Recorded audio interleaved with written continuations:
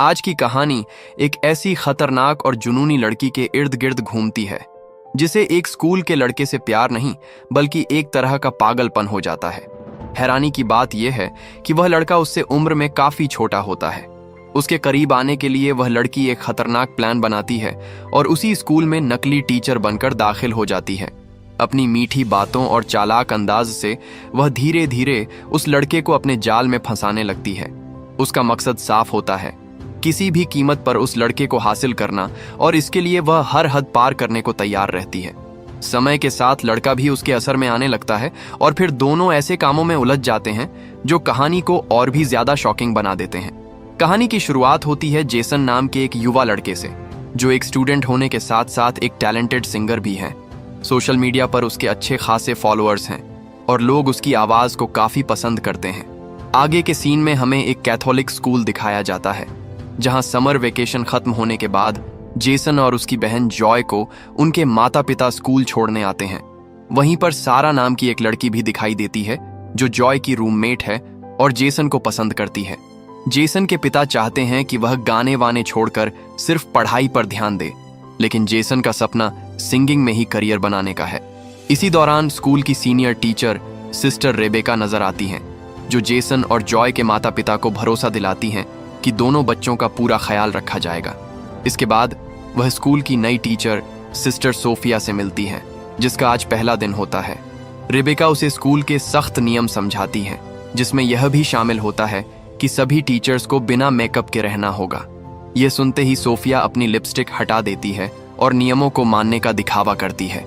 जब Rebecca Sophia को school का चक्कर लगवा रही होती है, तभी उनकी मुलाकात जेसन से होती है। इस दौरान सोफिया नोटिस करती है कि जेसन थोड़ा उदास है। तब रेबेका बताती हैं कि कुछ समय पहले जेसन ने नशे की हालत में अपने पिता की कार का एक्सीडेंट कर दिया था, जिसके बाद से उसके पिता उससे नाराज रहते हैं। हालांकि पढ़ाई में वह काफी होशियार है और सिंगिंग में भी अच्छा नाम बना चुका है। बाद में जब सोफिया अपने कमरे में पहुंचती है तो वह लैपटॉप पर जेसन के वीडियो देखने लगती है और अजीब तरह से उसकी तरफ आकर्षित होकर स्क्रीन को ही किस करने लगती है। इससे साफ हो जाता है कि वह पहले से ही जेसन के बारे में जानती है और उसके मन में कुछ गलत इरादे पल रहे हैं। अगले दिन सोफिया अपनी पहली क्लास लेने पहुंचती है और स्टूडेंट्स को अपना परिचय देती है, लेकिन जब वह देखती है कि जेसन और सारा आपस में बात कर रहे हैं तो वह सारा को सख्ती से आगे वाली सीट पर बैठा देती है। यह बात सारा को बिल्कुल पसंद नहीं आती, जबकि जॉय को भी यह अजीब लगता है, क्योंकि आमतौर पर इस स्कूल में टीचर्स ऐसा व्यवहार नहीं करते। जैसे ही क्लास शुरू होने वाली होती है, जॉय याद दिलाती है कि पहले प्रेयर होती है। इस पर सोफिया खुद प्रेयर करने के बजाय जॉय से ही प्रेयर करवाती है। उस दौरान जॉय नोटिस करती है कि सोफिया खुद प्रेयर में शामिल नहीं हो रही। बाद में जॉय यह बात जेसन को बताती है, लेकिन तभी जेसन का ध्यान सारा के मैसेज में उलझ जाता है और वह इस बात को ज्यादा गंभीरता से नहीं लेता। क्लास खत्म होने के बाद सोफिया जेसन को अकेले में रोकती है और उससे पूछती है कि क्या सारा उसकी गर्लफ्रेंड है। जेसन साफ मना कर देता है, जिसे सुनकर सोफिया के चेहरे पर एक अलग ही खुशी नजर आती है। लेकिन अगले ही दिन सारा जेसन को प्रपोज कर देती है और जेसन भी बिना ज्यादा सोचे हाँ कह देता है।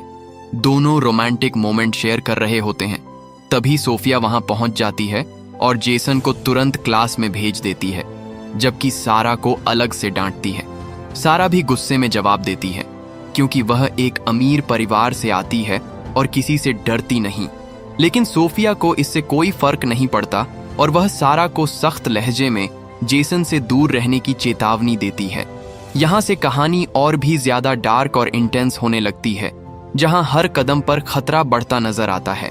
फिर क्लास खत्म होने के बाद सोफिया जेसन को रोक लेती है और हल्की मुस्कान के साथ उससे पूछती है, तुमने तो कहा था कि तुम्हारी कोई गर्लफ्रेंड नहीं है, फिर सारा के साथ क्या चल रहा था? यह सवाल सुनकर जेसन घबरा जाता है और उसके पास कोई साफ जवाब नहीं होता। वह बस चुप खड़ा रह जाता है।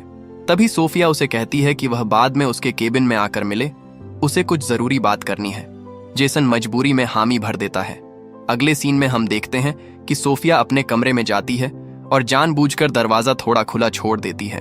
फिर वह ऐसे बिहेव करने लगती है जैसे उसे किसी की परवाह ही न हो और धीरे धीरे खुद को मॉइस्चराइज करने लगती है। उसी समय जेसन वहां पहुंच जाता है और ये सब देखकर बोल पड़ता है, भैंस की आंख, यहाँ तो पूरा शो चल रहा है। दरअसल ये सब सोफिया का प्लान था। वह चाहती थी कि जेसन उसे इस हालत में देखे ताकि उसके मन में भी लड्डू फूटें, और वही होता है। जेसन वहां से सीधे अपने कमरे में लौट आता है, लेकिन उसका दिमाग पूरी तरह ब्लैंक होता है और सोफिया में उलझ चुका होता है। पूरी रात वह उसी के बारे में सोचता रहता है और अपने ख्यालों में खो जाता है। अगले दिन जब सोफिया उससे पूछती है कि वह उससे मिलने क्यों नहीं आया, तो जेसन बहाना बनाकर कह देता है कि वह भूल गया था। इसी तरह धीरे धीरे एक हफ्ता गुजर जाता है और वीकेंड पर उनके माता पिता बच्चों को घर ले जाने स्कूल पहुंचते हैं। लेकिन जेसन के बिना रहना अब सोफिया के लिए मुश्किल हो चुका था। उसका ध्यान कहीं और लग ही नहीं रहा था, इसलिए वह सिस्टर रेबेका से झूठ बोलकर छुट्टी ले लेती है कि उसकी आंटी की तबीयत खराब है। दूसरी तरफ घर पहुंचकर जेसन अपने पिता से कहता है कि वह 1 साल का ब्रेक लेकर सिंगिंग पर फोकस करना चाहता है, लेकिन उसके पिता इस बात से बिल्कुल सहमत नहीं होते। वह चाहते हैं कि जेसन अपनी पढ़ाई पर ध्यान दे। इसी बात को लेकर दोनों के बीच बहस हो जाती है और गुस्से में जेसन घर से बाहर निकल जाता है। बाहर अकेले बैठकर वह अपने दिल की बात गाने के जरिए निकालने लगता है। तभी दूर सोफिया अपनी कार में बैठी उसे छुप कर देख रही होती है और उसकी सिंगिंग को महसूस कर रही होती है। उसकी नजरें सिर्फ जेसन पर टिकी होती हैं और वह अंदर ही अंदर बेचैन हो रही होती है। तभी जेसन के फोन पर सारा का कॉल आता है, जिसे देखकर सोफिया का मूड अचानक बदल जाता है और वह गुस्से से भर जाती है। उसी दौरान उससे गलती से आवाज हो जाती है, जिससे जेसन को शक होता है और वह उस तरफ बढ़ता है। लेकिन तभी जॉय का मैसेज आ जाता है और वह वापस घर लौट जाता है। अब सोफिया ठान लेती है कि किसी भी तरह सारा को जेसन की जिंदगी से हटाना होगा। इसके लिए वह एक खतरनाक चाल चलती है। रात के समय वह चुपके से सारा के कमरे में जाती है और उसकी किताब के अंदर ड्रग्स छुपा देती है। लेकिन जैसे ही वह बाहर निकलती है, सामने सिस्टर रेबेका आ जाती है। सोफिया तुरंत बहाना बना देती है कि उसे कोई आवाज सुनाई दी थी, इसलिए वह चेक करने आई थी। उसी वक्त जॉय भी जाग जाती है, जो सारा की रूममेट है, और यह सब देखकर उसके मन में सोफिया को लेकर शक पैदा होने लगता है। अगले दिन क्लास में सोफिया सभी स्टूडेंट्स से वही पेज खोलने के लिए कहती है जहां उसने ड्रग्स छुपाए थे। जैसे ही सारा अपनी किताब खोलती है, सोफिया उसे रंगे हाथों पकड़ लेती है और सख्त आवाज में कहती है कि इसके लिए उसे कड़ी सजा मिलेगी। कुछ ही समय में यह खबर पूरे स्कूल में फैल जाती है और सारा को सस्पेंड कर दिया जाता है। लेकिन सोफिया यहीं नहीं रुकती। वह सिस्टर रेबेका को समझाती है कि स्कूल की रेपुटेशन बनाए रखने के लिए बॉयज हॉस्टल की भी तलाशी लेनी चाहिए। रेबेका को यह बात सही लगती है और जांच शुरू कर दी जाती है। तलाशी के दौरान जेसन के बेड के नीचे से शराब की बोतल मिलती है, जो असल में सोफिया की एक और चाल होती है। जेसन बार बार सफाई देता है कि उसे इस बारे में कुछ नहीं पता, जरूर किसी ने उसे फंसाने की कोशिश की है। वह कहता है कि अगर उसे सस्पेंड कर दिया गया तो उसकी जिंदगी बर्बाद हो जाएगी, और यही वह पल था जिसका सोफिया इंतजार कर रही थी। वह एक प्रस्ताव रखती है कि अगर जेसन सस्पेंशन से बचना चाहता है तो उसे 1 हफ्ते तक स्कूल में सिस्टर्स की तरह काम करना होगा। मजबूरी में जेसन इस शर्त को मान लेता है, लेकिन सवाल यह है कि सोफिया आखिर यह सब क्यों कर रही है? उसका असली मकसद क्या है? इन सवालों के जवाब जानने के लिए हमें पास्ट में जाना पड़ेगा, जहां पहली बार सोफिया ने सोशल मीडिया पर जेसन को देखा था। जेसन की आवाज और उसके गानों ने उस लड़की को इस हद तक प्रभावित कर दिया था कि वह उसके पीछे पागल हो गई। धीरे धीरे यह दीवानगी ठरक में बदल गई। जेसन तक पहुंचने के लिए उसने एक बेहद खतरनाक कदम उठाया। उसे पता चलता है कि उसी कैथोलिक स्कूल में सोफिया नाम की एक सिस्टर ट्रांसफर होकर आने वाली है। बस यही मौका देखकर वह असली सोफिया को रास्ते से हटा देती है और उसके सारे डॉक्यूमेंट्स अपने नाम पर करवा लेती है। इसके बाद वह खुद को सिस्टर सोफिया बनाकर स्कूल में दाखिल हो जाती है, ताकि बिना शक के जेसन के करीब रह सके। अब कहानी वापस प्रेजेंट में आती है, जहां जेसन सजा के तौर पर स्कूल के गार्डन में पौधे लगा रहा होता है। तभी सोफिया वहां पहुंचती है और उसकी मदद करने के बहाने उससे बात करने लगती है। धीरे धीरे वह अपनी बातों और हरकतों से उसे अपनी तरफ खींचने की कोशिश करती है। उसका मकसद अब बिल्कुल साफ है, किसी भी तरह जेसन को अपने काबू में करना। दूर खड़ी जॉय यह सब देख रही होती है और सोफिया का यह अजीब व्यवहार उसे अंदर ही अंदर परेशान करने लगता है। आगे रात का सीन आता है जब पूरा स्कूल सो रहा होता है। उसी वक्त सोफिया चुपके से जेसन के कमरे में दाखिल होती है।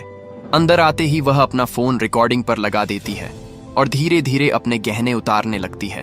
तभी जेसन की नींद खुल जाती है और उसे सामने देखकर वह चौंक जाता है, लेकिन सोफिया बिना रुके उसे अपने जाल में फंसाने लगती है। वह उसके करीब जाती है और उसे बहकाने की कोशिश करती है। जेसन अंदर से डरा हुआ होता है और कहता है कि यह सब गलत है, लेकिन सोफिया उसे समझाती है कि कोई नहीं जानेगा, सब ठीक है। उसकी मीठी बातों और दबाव के आगे जेसन कमजोर पड़ जाता है और आखिरकार वह उसके प्लान में फंस जाता है। अगली सुबह जेसन को अपनी गलती का एहसास होता है। उसे लगता है कि उसने बहुत बड़ा पाप कर दिया है, इसलिए वह चर्च जाकर माफी मांगने का फैसला करता है। लेकिन रास्ते में सोफिया फिर उससे मिलती है और पिछली रात की बातें छेड़ने लगती है। जेसन साफ कहता है कि उन्हें ऐसी बातें यहां नहीं करनी चाहिए। फिर भी सोफिया उसे रात को मिलने के लिए कहती है, लेकिन जेसन बात टालकर चर्च की ओर चला जाता है। चर्च में पहुंचकर जब वह कन्फेशन बॉक्स में बैठकर अपने गुनाह कबूल करने लगता है तो उसे पता चलता है कि सामने फादर नहीं बल्कि सोफिया बैठी है। इससे पहले कि वह कुछ समझ पाता, सोफिया उसे फिर से अपने जाल में खींच लेती है। एक बार फिर वह उसे बहका देती है और जेसन खुद पर काबू नहीं रख पाता। कुछ समय बाद जेसन घर लौट आता है। तभी उसे सारा का मैसेज मिलता है जिसमें वह उसे रात की पार्टी के लिए बुलाती है। वहीं दूसरी तरफ सोफिया स्कूल से निकलते वक्त सिस्टर रेबेका और एक फादर की बातचीत सुन लेती है। उस बातचीत में असली सोफिया का जिक्र होता है, जिससे उसे एहसास होता है कि फादर असली सिस्टर को पहचानते हैं। ये सुनकर वह घबरा जाती है और जल्दी से वहां से निकलने की कोशिश करती है। तभी सिस्टर रेबेका उसे रोककर पूछती हैं कि वह कहां जा रही है, तो वह तुरंत मेडिकल इमरजेंसी का बहाना बनाकर वहां से चली जाती है। उधर जेसन अपने पिता से पार्टी में जाने की इजाजत मांगता है, लेकिन उसके पिता मना कर देते हैं। इस बात पर दोनों के बीच फिर से बहस होती है और गुस्से में जेसन बिना इजाजत के ही पार्टी में चला जाता है। लेकिन सोफिया उस पर नजर रखे हुए होती है और चुपचाप उसका पीछा करती है। पार्टी में जेसन काफी ज्यादा शराब पी लेता है। इसके बाद सारा उसे एक कमरे में ले जाती है जहां दोनों करीब आने लगते हैं। लेकिन उसी दौरान जेसन के दिमाग में सोफिया के साथ बिताए पल घूमने लगते हैं, जिससे वह बेचैन हो जाता है। वह वहां से निकलकर बाहर चला जाता है और नशे की हालत में सड़क पर पहुंच जाता है। तभी पुलिस उसे पकड़ लेती है। उसी वक्त सोफिया वहां पहुंचती है और पुलिस से कहती है कि जेसन एक स्टूडेंट है और सिर्फ तनाव में है, इसलिए उसे छोड़ दिया जाए। सोफिया की बात मानकर पुलिस उसे जाने देती है। जेसन की हालत ऐसी नहीं होती कि वह घर जा सके, इसलिए सोफिया उसे एक होटल के कमरे में ले जाती है। दूसरी तरफ जेसन की मां उसके पिता को समझाती है कि उन्हें अपने बेटे को उसके सपनों के लिए थोड़ा समय देना चाहिए। काफी सोच विचार के बाद उसके पिता मान जाते हैं और उसे वापस घर लाने के लिए निकल पड़ते हैं। उधर होटल के कमरे में माहौल धीरे धीरे बदलने लगता है। सोफिया जानबूझकर अपने कपड़े उतारने लगती है ताकि वह फिर से जेसन को अपने जाल में खींच सके। लेकिन इस बार जेसन को सब कुछ साफ साफ समझ आने लगता है। उसे महसूस होता है कि सोफिया हर जगह उसका पीछा कर रही है और यह सब अब कंट्रोल से बाहर जा रहा है। वह साफ शब्दों में कहता है कि जो कुछ उनके बीच हुआ वह बहुत बड़ी गलती थी और वह इस बात को लेकर अंदर ही अंदर टूट रहा है। वह फैसला करता है कि अब आगे ऐसा कुछ नहीं होगा। सोफिया उसे समझाने की कोशिश करती है। वह इमोशनल होकर कहती है कि दोनों की जिंदगी में हालात एक जैसे हैं। जैसे जेसन के पिता उसे नहीं समझते, वैसे ही उसके अपने घर में भी कोई उसे नहीं समझता। लेकिन जेसन इस बार उसकी किसी बात में नहीं आता और उसे वहीं छोड़कर कमरे से बाहर निकल जाता है। यह देखकर सोफिया के अंदर गुस्सा और जुनून दोनों ओर बढ़ जाते हैं। दूसरी तरफ जेसन के पिता उसे ढूंढ लेते हैं और उससे खुलकर बात करते हैं। वह मानते हैं कि शायद उन्होंने उसे जरूरत से ज्यादा कंट्रोल किया और उसे अपने सपनों के पीछे जाने का मौका नहीं दिया। आखिरकार वह जेसन को एक मौका देने का फैसला करते हैं, जिससे जेसन थोड़ा हल्का महसूस करता है। अगले दिन जब जेसन और जॉय स्कूल के लिए निकलते हैं तो सोफिया वहां पहले से मौजूद होती है, लेकिन उन्हें देखते ही वह जल्दी से अपनी कार लेकर वहां से निकल जाती है। जॉय को यह बात अजीब लगती है और वह कार का नंबर नोट कर लेती है। स्कूल पहुंचकर जब वह ऑनलाइन चेक करती है तो पता चलता है कि वह कार सोफिया के नाम पर रजिस्टर है। अब जॉय को पूरा यकीन हो जाता है कि वही उनके घर के बाहर नजर रख रही थी। इधर जेसन जब अपने कमरे में पहुंचता है तो वह देखता है कि सोफिया बेहोश पड़ी है। वह घबरा जाता है और उसे होश में लाने की कोशिश करता है, लेकिन थोड़ी ही देर में उसे एहसास होता है कि यह सब एक नाटक है। गुस्से में आकर वह कहता है कि अब वह यह सब और बर्दाश्त नहीं करेगा और फादर से जाकर उसकी शिकायत करेगा। लेकिन सोफिया उस पर पलटवार करती है। वह धमकी देती है कि अगर उसने कुछ कहा तो वह भी सबके सामने सच खोल देगी कि एक स्टूडेंट होकर उसने अपनी टीचर के साथ क्या किया। वह साफ कहती है कि अगर वह डूबेगी तो जेसन को भी साथ लेकर डूबेगी। ये सुनकर जेसन समझ जाता है कि वह एक बहुत खतरनाक जाल में फंस चुका है। इसी बीच जॉय का फोन आता है जिसमें वह उसे सोफिया की कार के बारे में बताती है। जेसन उसे कहता है कि फिलहाल यह बात किसी को मत बताना। अगले दिन क्लास में प्रेयर के बाद सिस्टर रेबेका सारा को वापस स्कूल लेकर आती है। ये देखकर सोफिया का गुस्सा फूट पड़ता है। वह रेबेका से सवाल करती है कि सारा को दोबारा आने की अनुमति कैसे दी गई। इस पर रेबेका सख्ती से उसे चुप कराती है और कहती हैं कि उसे स्कूल के नियम सिखाने की जरूरत नहीं है। सारा के वापस आने से जेसन खुश हो जाता है और अपने मूड में गाना गाने लगता है।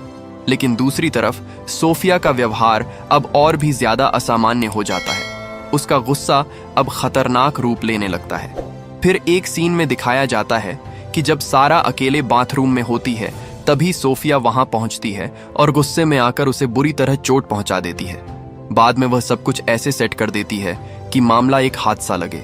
कुछ देर बाद जॉय जब वहां पहुंचती है तो सारा को उस हालत में देखकर घबरा जाती है और जोर से चिल्लाने लगती है। जांच के बाद पुलिस इसे एक हादसा मान लेती है और केस को उसी तरह क्लोज करने की तैयारी करती है। लेकिन जॉय को यह बात अंदर से सही नहीं लगती। उसे लगता है कि यहां जरूर कुछ गड़बड़ है। अगले दिन चर्च के बाहर जेसन सोफिया का सामना करता है और शक जताता है कि सारा के साथ जो हुआ उसमें उसका हाथ हो सकता है।